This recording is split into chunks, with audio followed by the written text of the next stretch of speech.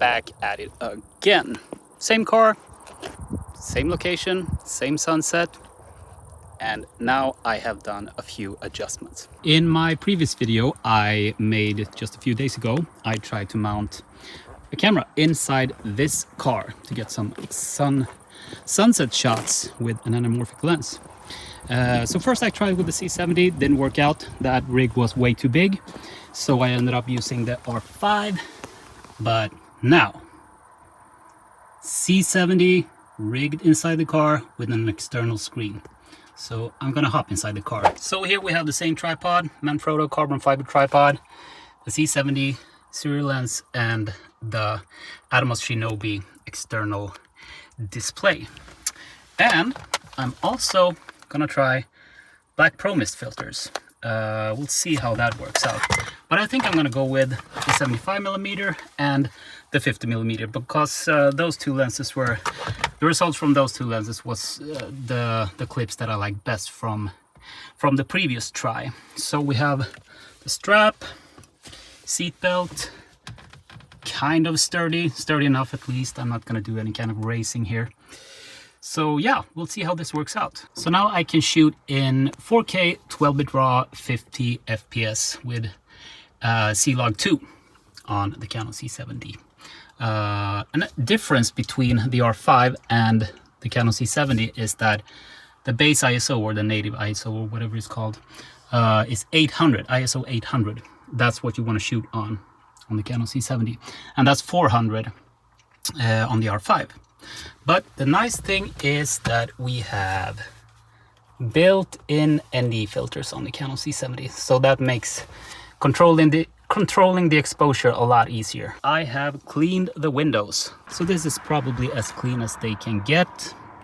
Also using a Samsung T7 SSD, shooting on my iPhone 15 Pro in ProRes. Very nice. So yeah, I think I have like, I don't know, 1.5 hours or something till sunset.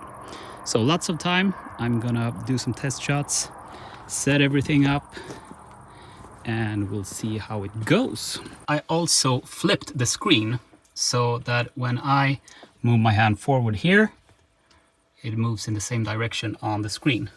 So that makes setting focus a lot easier.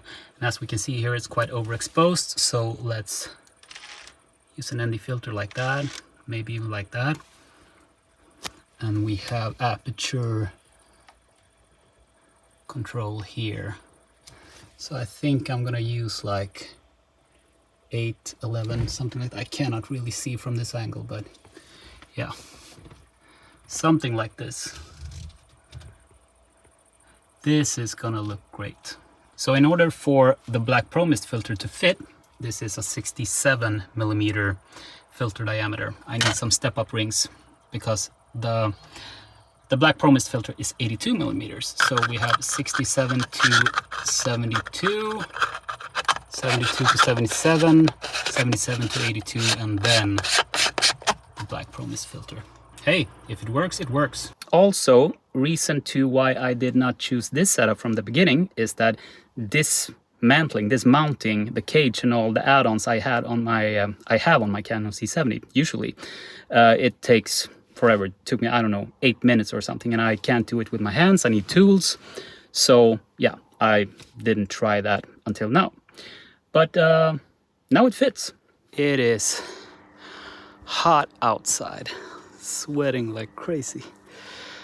But now I think we can start to get some shots. Since the Canon C70 is a bit higher than the R5, the camera is just slightly, just a couple of centimeters higher, and that makes a difference. Might have to go with the 50mm instead. We'll see. Sun is setting. I think this is the last try.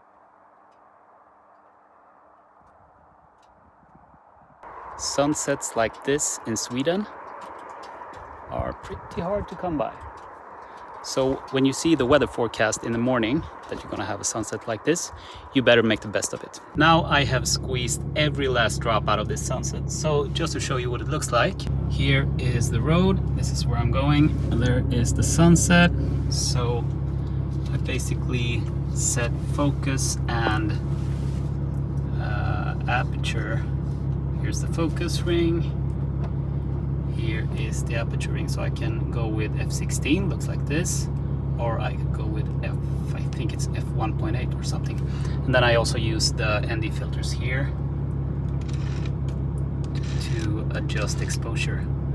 So I have combined a lot of different apertures and ND filters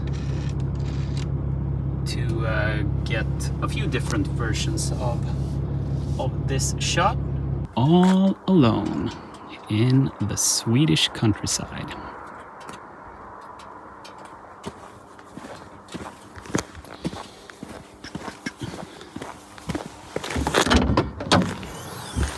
So I'm gonna dismantle my rig here and put the stuff in the front and then go back home.